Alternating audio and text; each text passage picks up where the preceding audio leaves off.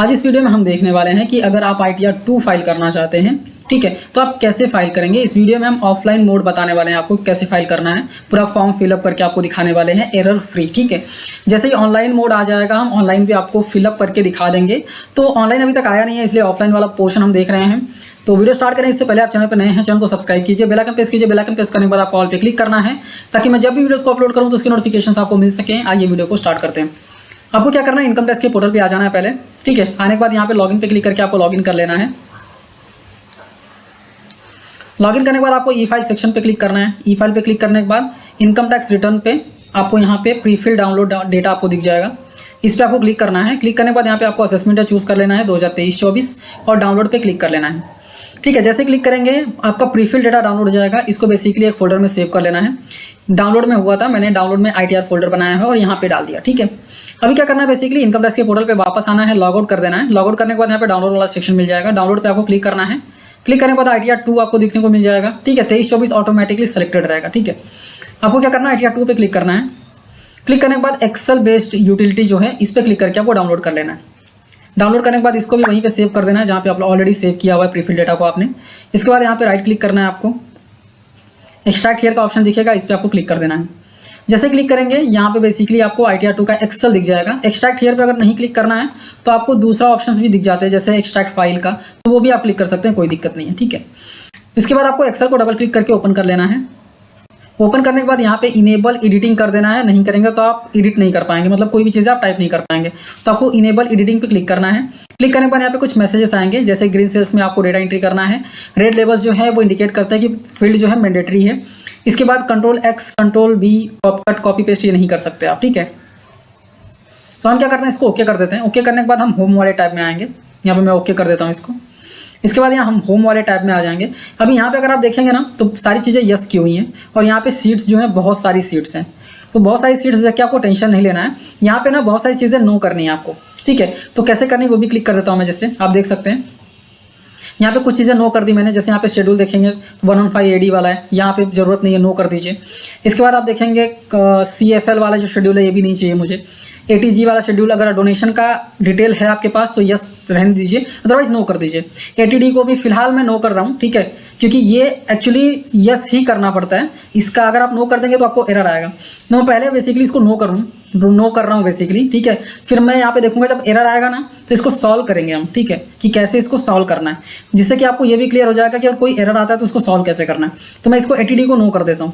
ठीक है, जब एरर आएगा तो सॉल्व करेंगे। ठीक है, ATD को भी नो कर देता हूँ और यहाँ पे हम स्क्रॉल डाउन करके चैप्टर 6A का डिडक्शन यहाँ पे यस कर देते हैं।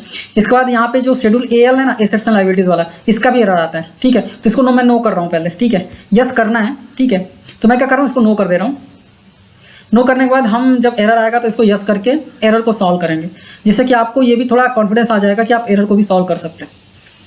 स्क्रॉल करके हम नीचे आएंगे। नीचे आने के बाद यहाँ पे जो भी शेड्यूल्स चाहिए हमें, ठीक है, वो हम ले लेते हैं। जैसे पार्ट ये तो लेना ही है, यस नो। टैक्स पेमेंट ले रहने देते हैं। ESOP वाला डिटेल्स हमारे पास नहीं है तो नो कर रहा हूँ मैं यहाँ पे।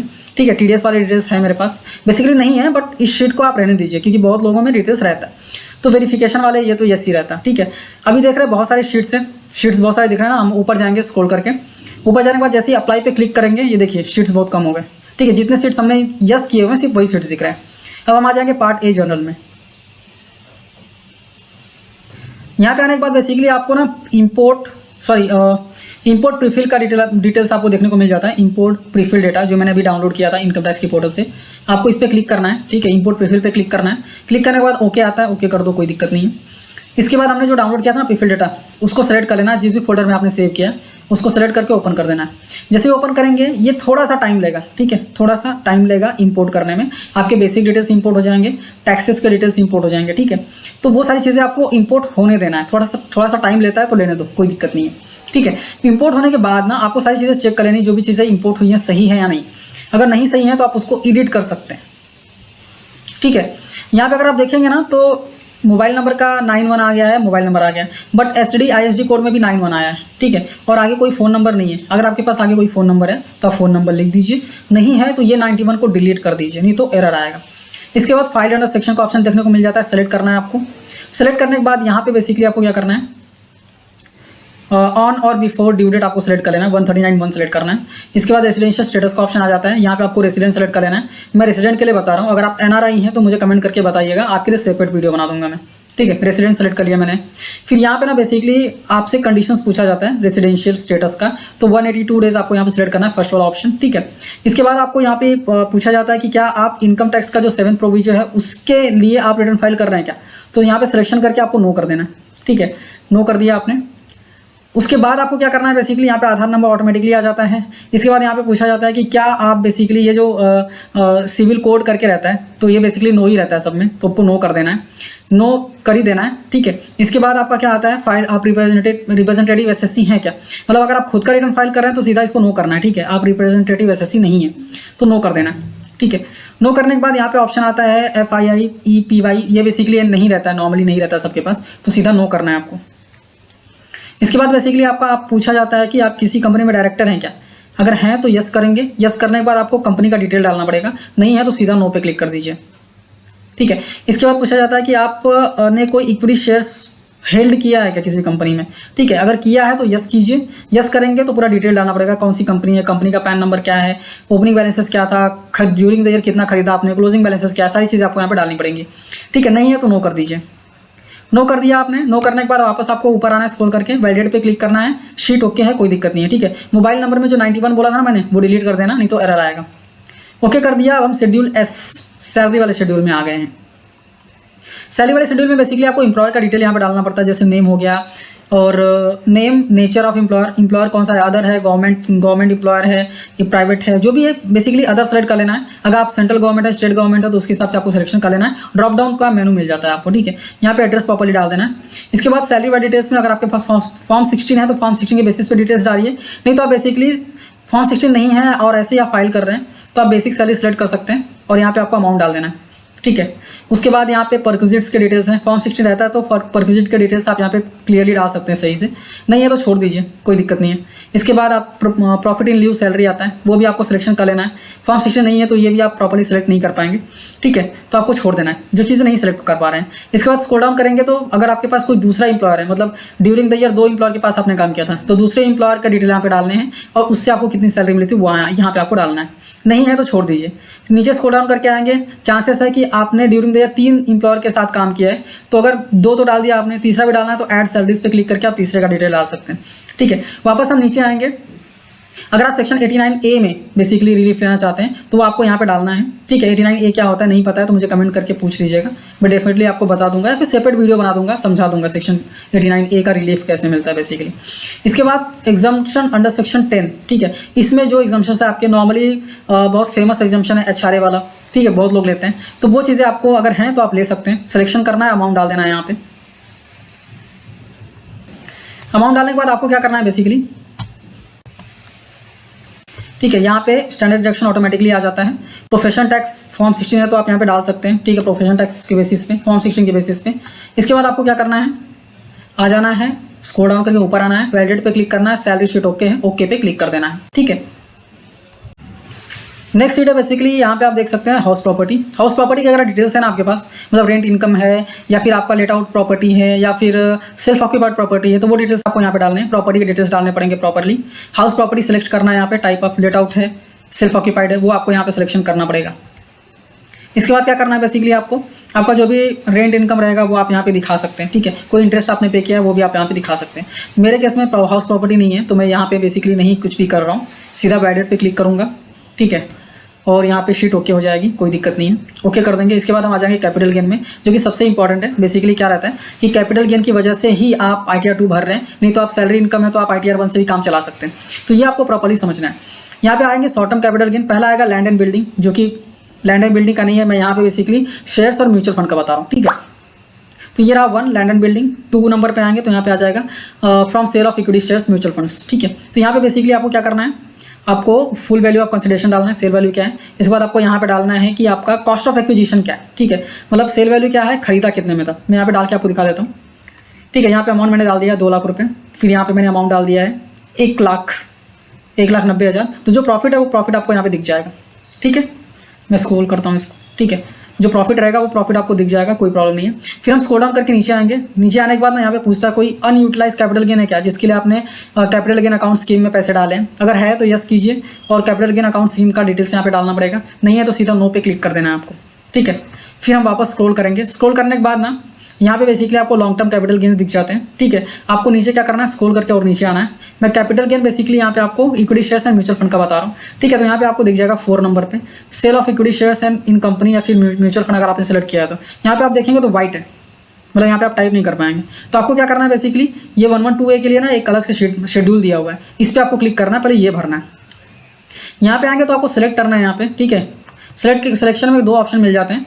पहला कि आपने कभी खरीदा था, ठीक है, ऑन और बिफोर 31 जनवरी खरीदा था या फिर आफ्टर 31 जनवरी खरीदा था। एग्जांपल लेते हैं, अगर आफ्टर 31 जनवरी हम सेलेक्ट करेंगे ना तो यहाँ पे ये सारी डिटेल्स आपको नहीं भरनी पड़ती हैं, बट अगर आप बिफोर 31 जनवरी सेलेक्ट करेंगे ना तो ये सारी डिटेल्स आपको भरनी पड़ेंगी, ठीक है। तो मैं एग्जांपल के लिए आफ्टर जनवरी सेलेक्ट कर रहा हूँ, ठीक है। फिर यहाँ पे आपको फुल वैल्यू ऑफ कंसिडरेशन डाल देना, मतलब सेल वैल्यू क्या है। फिर हम राइट में स्क्रॉल करेंगे, इसको स्क्रॉल करेंगे तो यहाँ पे देख सकते हैं फुल वैल्यू ऑफ कंसिडरेशन मैंने 2 लाख रुपए डाल दिए। कॉस्ट ऑफ एक्विजिशन खरीदने में कितना खर्चा लगा था वो आपको यहाँ पे डालना है। इसके बाद वापस से आपको स्क्रॉल करना है राइट में। स्क्रॉल करेंगे तो यहाँ पे आ जाएगा एक्सपेंडिचर कोई आपने इनकर किया था क्या, ठीक है। नहीं किया था तो 0 डालना है, ठीक है। 0 नहीं डालेंगे तो एरर आएगा, ठीक है। इसके बाद आपको क्या करना है, वैलिडेट पे क्लिक कर देना है। जैसे वैलिडेट पे क्लिक करेंगे शेड्यूल ओके, कोई दिक्कत नहीं, मतलब सेल में कितने में सेल किया था, परचेज कितने में किया था, कोई एक्सपेंसेस है या नहीं वो आपको यहाँ पे डालना है। जैसे ओके करेंगे वापस कैपिटल गेन वाले शेड्यूल में हम आते हैं। आप यहाँ पे देख सकते हैं कि ऑटोमेटिकली 20,000 फिल करके आ गया। 2 लाख मैंने सेल अमाउंट डाला था, 1,80,000 परचेज अमाउंट, तो 20,000 रुपीज़ यहाँ पे आ गया। वापस हम स्क्रॉल डाउन करेंगे। स्क्रॉल डाउन करने के बाद यहाँ पे एक और ऑप्शन आता है लॉन्ग टर्म कैपिटल गेन के लिए, कि कोई अनयूटिलाइज कैपिटल गेन है जिसके लिए आपने कैपिटल गेन अकाउंट स्कीम में पैसे डाले हुए हैं। अगर हैं तो यस कीजिए, डिटेल्स डालिए, नहीं है तो नो पे क्लिक कर देंगे, ठीक है, कोई दिक्कत नहीं। इसका ना एरर आता है, ठीक है, इसलिए ये आपको सिलेक्शन प्रॉपर्ली कर लेना। वापस स्क्रॉल डाउन करके एकदम नीचे आएंगे तो यहाँ पे एक और इंपॉर्टेंट है, यहाँ पे ना आपको शॉर्ट टर्म कैपिटल गेन का बाइफिकेशन डालना पड़ता है। जैसे शॉर्ट टर्म कैपिटल गेन मैंने sale value of consideration 2 lakh डाला था, कॉस्ट डाला था 1,90,000, तो 10,000 का प्रॉफिट दिख गया, ठीक है। अभी 10,000 का प्रॉफिट ना आपको बाइफिकेशन डालना है। यहाँ टाइम लिखा हुआ है ना, 15 जून, 16 जून से 15 सितंबर, फिर 16 सितंबर से 15 दिसंबर। तो आपको ना बाइफर्केशन डालना, आपके पास तो बेसिकली शीट रहेगा एक जहाँ पे कैपिटल गेन पूरा डिटेल दिया रहेगा, आपको बाइफर्केशन प्रॉपर्ली डालना है। सारा ऐड करके 10,000 होना चाहिए। मैंने यहाँ पे सिर्फ सहूलियत के लिए 10,000 लास्ट में डाल दिया है, और यहाँ पे कैपिटल गेन का जो लॉन्ग टर्म कैपिटल गेन है 20,000 जो है वो यहाँ पे मैंने डाल दिया है। बट आपको प्रॉपर्ली बाइफर्केट करके ही डालना है, ठीक है, बिना बाइफर्केशन के मत करना, गलती मत करना, ठीक है। वापस हम स्क्रॉल करके ऊपर जाएंगे। ऊपर जाने के बाद यहाँ पे वैलिडेट का शीट आएगा, ओके कर दिया। जो चीज़ें मैंने बताई ध्यान देने के लिए वो अगर आप ध्यान देंगे तो कैपिटल गेन वाली शीट में कोई दिक्कत नहीं आएगी। ओके कर दिया मैंने। ओके करने के बाद ना वर्चुअल डिजिटल एसेट्स ये मैं यहाँ पे नहीं बता रहा हूँ, ठीक है। अगर आपका वीडियो के लिए बेसिकली आप देख रहे थे तो आप मुझे प्लीज़ कमेंट करके बताइए, वीडियो के लिए एक सेपरेट वीडियो बना दूंगा मैं, ठीक है। उसके लिए पहले आपको ये वाला वीडियो देखना पड़ेगा, क्योंकि उस वीडियो में सिर्फ और सिर्फ वीडियो कंसिडर करूँगा मैं, ठीक है। ओके कर दिया मैंने यहाँ पे। ओके करने के बाद अदर सोर्स वाला शेड्यूल आ जाता है। यहाँ पे बेसिकली आपको डिविडेंड इनकम डालना होता है और इंटरेस्ट इनकम डालना होता है। तो ये सारी चीज़ें आप यहाँ पे सेलेक्ट कर सकते हैं, जो भी आपकी इनकम है, ठीक है। इसमें सिर्फ एक बात ध्यान देना है कि अगर आपका डिविडेंड इनकम है ना तो स्क्रॉल डाउन करके एकदम नीचे आएंगे तो यहाँ पे डिविडेंड इनकम का बाइफर्केशन आपको देना पड़ता है, ठीक है। क्वार्टर वाइज बाइफर्केशन देना पड़ता है, तो वो आप दे दीजिएगा, नहीं देंगे तो एरर आएगा, ठीक है। स्क्रॉल करके ऊपर जाइए। ऊपर जाने के बाद वैलिडेट पे क्लिक कीजिए, शीट ओके है, कोई दिक्कत नहीं है। फिर आता है carry forward CYLA, basically BFLA। ये बेसिकली ना आपके जितने भी इनकम्स होते हैं ना उसके लिए बेसिकली ये यहाँ पे बनाया गया है, ठीक है। तो ये सारे ऑटो पॉपुलेट करके आते हैं, ठीक है। आपको वैलिडेट करने से पहले कैलकुलेट सेट ऑफ पे क्लिक करना, नहीं क्लिक करेंगे और बाद में लास्ट में जाके जब वैलिडेट करेंगे ना तो एरर आएगा। तो पहले कैलकुलेट सेट ऑफ पे क्लिक करना है, ओके करना है, उसके बाद वैलिडेट पे क्लिक करके ओके कर देना, ठीक है। आई होप आपको समझ गया होगा। ओके कर दिया मैंने। फिर 6 का डिडक्शन है, बेसिकली 80C का डिडक्शन है, 80CC का डिडक्शन है, CCD का डिडक्शन है, 80E, EE, जो भी डिडक्शन है वो डिडक्शन का अमाउंट आपको डाल देना है, ठीक है। उसके बाद वैलिडेट पे क्लिक करना है, शीट ओके रहेगी, कोई दिक्कत नहीं आएगा, ठीक है। इसके बाद हम आ जाते हैं इनकम टैक्स वाले पोर्शन में। यहाँ पे कोई भी टैक्स अगर आपने पे किया है ना तो ऑटो पॉपुलेट करके आ जाएगा प्रीफिल डेटा से। बाई एनी चांस नहीं आता है तो आप BSR code, date of deposit, serial number और अमाउंट डाल सकते हैं, कोई दिक्कत नहीं है। उसके बाद आप वैलिडेट पे क्लिक करेंगे, ओके कर देंगे, ठीक है। इसके बाद जैसे TDS वाले शीट में आएंगे तो यहाँ पे एक पॉपअप मैसेज आता है कि वेरीफाई कर लीजिए आपके टैन डिटेल्स, ठीक है, 26 ईयर्स और एज से ओके करना है। मेरे केस में कुछ भी नहीं था ना बेसिकली, इसलिए यहाँ पे कुछ भी डिटेल्स नहीं था TDS का। सीधा वैलिडेट पे क्लिक करो, ओके कर दो। अभी आ जाते हैं part B, total income. Basically यहाँ पे सारी चीज़ें ऑटो पॉपुलेट करके आती हैं, आपको सिर्फ चेक करना है कि प्रॉपर आ रही है या नहीं, ठीक है। स्क्रॉल करके एकदम नीचे आना है। सब चेक कर लेना है आपको। स्क्रॉल करके नीचे आना है तो यहाँ पे बैंक डिटेल्स आपको दिख जाएंगे। किसी एक बैंक को बेसिकली आपको रिफंड के लिए नॉमिनेट कर देना है। इसके बाद लास्ट में यहाँ पे आ जाता है कि आपका कोई ऐसा एसेट्स है क्या जो लोकेट है आउटसाइड ऑफ इंडिया, तो यहाँ पे सीधा यस है तो यस कीजिए, अदरवाइज नो कर दे। ठीक है, नो कर देना है आपको। नो करने के बाद वापस आप स्क्रॉल करके ऊपर आएंगे, ऊपर आने के बाद वैलिडेट पे क्लिक कीजिए। ये वाला शीट ओके, कोई दिक्कत नहीं है। ओके कर दिया, वापस वेरिफिकेशन वाले शीट में जाएंगे तो ये सारी चीज़ें ऑटोमेटिकली आती हैं, आपको सिर्फ वैलिडेट करके ओके करना है। ठीक है, ओके करने के बाद वापस हम पार्ट ए जनरल में आते हैं। अब हम करेंगे कैलकुलेट टैक्स। अब जितने भी एरर्स हैं ना, सारे एरर्स आएंगे और एरर्स को कैसे सॉल्व करना है वो बताऊंगा मैं आपको। ठीक है, कैलकुलेट टैक्स पे क्लिक कर दिया तो पहला एरर है एग्जाम्प्ट इनकम वाला। तो आपको क्या करना है, बेसिकली होम पेज में जाना है। ठीक है, ई आई वाला जो शेड्यूल है उसको यस यस कर देना। ठीक है, अभी ओके किया मैंने, ई वाई को यस यस किया तो ई आई वाला शेड्यूल यहाँ पे आ गया है। अभी यहाँ पे आपका एरर क्या क्या आ सकता है वो मैं आपको बता रहा हूँ, ध्यान से सुनिएगा। हो सकता है ना आपका जो सिलेक्ट लिखा हुआ है ना, यहाँ पे किसी एक में कुछ भी ना लिखा हो, तो आपको ड्रॉप डाउन में आ जाके सिलेक्ट पे क्लिक कर देना है। अगर एग्जाम इनकम में कोई इनकम नहीं है आपका तो सिर्फ सिलेक्ट पे करके रोक देना है, सिलेक्ट पे करके रोक देना है। किसी भी कॉलम में सिलेक्ट नहीं है ना तो उसको जाके अगर ड्रॉप डाउन है तो सिलेक्ट पे क्लिक कीजिए और आप वैलिडेट पे क्लिक कीजिए, ये एरर फ्री हो जाएगा। ठीक है, ओके कर दिया मैंने यहाँ पे। ठीक है, ओके करने के बाद बेसिकली वापस मैं होम पे आ जाता हूँ। 80D भी मैंने किया था ना बेसिकली नो, तो उसको बेसिकली नो किया था मैंने, तो इसको यस कर दूंगा। जैसा कि आप देख सकते हैं ई आई जो है ना इसको यस यस किया हुआ है, तो वैसे ही आपको 80D को भी यस यस कर देना। ठीक है, मैंने यहाँ पे यस यस कर दिया। यस यस करने के बाद मैं वापस स्क्रॉल करके ऊपर जाऊँगा, अप्लाई पे जैसे ही क्लिक करूँगा अपना 80D वाला शेड्यूल आ गया। ठीक है, अभी यहाँ पे आपको सिलेक्शन करना है कि आप क्लेम कर रहे हैं या नहीं। अगर कर रहे हैं तो यस कीजिए। मतलब यहाँ पे पूछा जाता है पहले कि क्या आप या आपकी फैमिली सीनियर सिटीजन है, अगर हैं तो यस कीजिए, नहीं तो नो करके आप डिटेल डाल सकते हैं। अगर आप क्लेम नहीं करना चाहते तो नॉट क्लेमिंग पे क्लिक करना है। फिर सवाल आता है कि आपके पेरेंट्स सीनियर सिटीजन है, अगर हैं तो यस कीजिए और डिटेल्स डाल दीजिए। नहीं क्लेम करना चाहते तो नॉट क्लेमिंग पे आपको क्लिक कर देना है। इसके बाद आपको वैलिडेट पे क्लिक करना है। शीट ओके है, कोई दिक्कत नहीं है। ठीक है, ओके कर दिया मैंने यहाँ पे। अभी वापस से हम जाएंगे, बेसिकली क्या करेंगे, वापस से हम कैलकुलेट टैक्स पे क्लिक करेंगे। फिर एक आ रहा है एएल वाला, एसेट्स एंड लायबिलिटीज वाला। ठीक है, हम क्या करेंगे, ओके करेंगे और होम पेज पे वापस से जाएंगे। होम पेज पे आ गए, यहाँ पे एएल वाला शेड्यूल जो है इसको वापस यस यस कर देंगे। यस यस करने के बाद वापस हम क्या करेंगे, अप्लाई पे क्लिक करेंगे। जैसे क्लिक करेंगे देखिए एएल वाला शेड्यूल आ गया यहाँ पे। अभी एएल वाले शेड्यूल में है ना आपको बेसिकली अगर आपका इनकम 50 लाख से ऊपर है ना तो ही आपको मैंडेटरी ये सारी चीज़ें डालनी पड़ती हैं, बट नहीं है तो टेंशन की जरूरत नहीं है, सीधा यहाँ पे नो कर दो। ठीक है, do you have any immovable assets, no कर दो। नो करके वैलिडेट पे क्लिक कर दो। क्लिक करके एएल शीट ओके हो गया। ठीक है, अब आपको क्या करना है, वापस कैलकुलेट टैक्स पे क्लिक करना है। पार्ट ए में जाके कैलकुलेट टैक्स पे क्लिक करेंगे तो यहाँ पे देखिए कैलकुलेट कर रहा है। कैलकुलेट करने के बाद अगर कोई एरर नहीं आया ना, मतलब शीट प्रॉपरली मतलब प्रॉपर हो गया, कोई भी एरर नहीं है शीट में। ठीक है, इसके बाद आपको क्या करना पड़ेगा, जनरेट जेसॉन पे आपको क्लिक करना है। ठीक है, जैसे जनरेट जेसॉन पे आप क्लिक करेंगे, क्लिक करने के बाद ये एक बार वैलिडेट करेगा, थोड़ा सा टाइम ले सकता है, कोई दिक्कत नहीं है। ठीक है, इसके बाद यहाँ पे लिख के आएगा कि आप जेसॉन सेव जेसॉन पे क्लिक करके क्लिक कर सकते हैं। इसके बाद आप बेसिकली अपलोड कर सकते हैं। तो मैं ओके करूँगा, ओके करने के बाद सेव जेसॉन पे यहाँ पे क्लिक कर दूंगा। जैसे क्लिक करूंगा यहाँ पे बता देगा। ठीक है, जहाँ पे मैंने एक्सेल सेव किया था ना वहीं पे सेव होता है। ठीक है, अगर सेव वहाँ पे नहीं हो रहा है तो कोई ना कोई दिक्कत है, कोई ना कोई गलती कर रहे हैं आप। ठीक है, प्रॉपरली सेव नहीं हो रहा है। ठीक है, अब सेव होना ही चाहिए, अगर कोई एरर रहेगा तो प्रॉब्लम आता है, अगर कोई भी एरर नहीं है ना तो ये सेव हो जाता है। ओके कर दिया मैंने, ओके करके आ जाता हूँ इनकम टैक्स के पोर्टल पे। इनकम टैक्स के पोर्टल लॉगिन करने के बाद ई फाइल सेक्शन में जाना है, income tax return file income tax return पे आपको क्लिक करना है। यहाँ पे आपको सारी चीज़ें चूज कर लेनी है, जैसे असेसमेंट ईयर चूज कर लिया, फाइलिंग टाइप चूज कर लिया 139(1) ओरिजिनल रिटर्न, यहाँ पे नो करना है, ITR 2 सेलेक्ट करना है और कंटिन्यू पे क्लिक करना है। क्लिक करने के बाद यहाँ पे अटैच फाइल का ऑप्शन देखने को मिल जाता है, इस पर आपको क्लिक करना है। क्लिक करने के बाद यहाँ पे देख सकते हैं ITR 2 आ गया है। ये देखो प्रीफिल डेटा जो मैंने डाउनलोड किया था, ये मैंने डाउनलोड किया था, एक्सेल एक्सट्रैक्ट किया था। अभी चौथा यहाँ पे देख सकते हैं मैंने जेसॉन जो सेव किया है, ऑटोमेटिकली सेव होता है जहाँ पे आपने एक्सेल रखा हुआ है। ठीक है, तो ये मत बोलिए कि सेव नहीं हो रहा, सेव नहीं हो रहा तो कोई ना कोई गलती कर रहे हैं आप। ठीक है, ITR 2 यहाँ पे सेव हो जाना चाहिए। इसको आपको सेलेक्ट करना है, जेसॉन फाइल को ओपन पे क्लिक करना है। जैसे ओपन पे क्लिक करेंगे वैलिडेट करेगा, वैलिडेट करने के बाद आपका वैलिडेशन सक्सेसफुल हो जाएगा। ठीक है, इसके बाद आप प्रोसीड टू वेरिफिकेशन करके वेरीफाई कर सकते हैं। बस इसमें ध्यान देने वाली बात यह है कि अगर आप तुरंत ई वेरीफाई कर देते हैं आधार OTP से या फिर अदर कोई OTP से, तो आपको बेसिकली अच्छी बात है, आपने ई वेरीफाई कर दिया। बट अगर आप वेरीफाई नहीं कर पाते हैं, ठीक है, तो जो फिजिकली सेंड करना होता है ना एक्नॉलेजमेंट, उसका डेट कम कर दिया, 30 दिन कर दिया। पहले 120 दिन था, अभी 30 दिन कर दिया। तो ध्यान दीजिएगा, 30 दिन है, 120 दिन नहीं है आपके पास, तो 30 दिन के अंदर आपको भेज देना है। तो आई होप आपको समझ में आ गया होगा कि एरर फ्री कैसे आपको जनरेट करना है जेसॉन, कैसे अपलोड करना है। ये वीडियो अच्छी लगी है, समझ में आई है। जैसे ऑनलाइन वाला ऑप्शन इनेबल हो जाएगा ना, तो ITR 1 2 3 4 सारे मैं ऑनलाइन बता दूंगा कैसे आपको अपलोड करना है, तो आप मुझे बेसिकली बता सकते हैं। ये मैंने स्लाइड्स बहुत सारे बनाए हुए, तो टोटल 100 से भी ज़्यादा स्लाइड्स हैं बेसिकली जो मैंने यहाँ पे बनाए हुए हैं, क्योंकि नॉर्मली क्या रहता है बहुत सारी चीज़ें हाइड करनी पड़ती हैं, ठीक है, तो बाद में बार बार वीडियोज़ को रोकना पड़ता है, तो इसलिए मैंने स्लाइड्स पूरे बनाए हुए हैं। आई होप आपको पसंद में आया होगा, समझ में आया होगा। कोई डाउट रहेगा तो मुझे कमेंट करके पूछ सकते हैं। आप मुझे इंस्टाग्राम पे भी फॉलो कर सकते हैं, ट्विटर पे भी फॉलो कर सकते हैं, और यहाँ पे सब्सक्राइब करना मत भूलिएगा, जिससे कि मैं जब भी वीडियोज़ को कोई अपलोड करूँ तो उसके नोटिफिकेशन आपको मिल सके। तो मिलते हैं नेक्स्ट वीडियो में। Thank you for watching and all the best.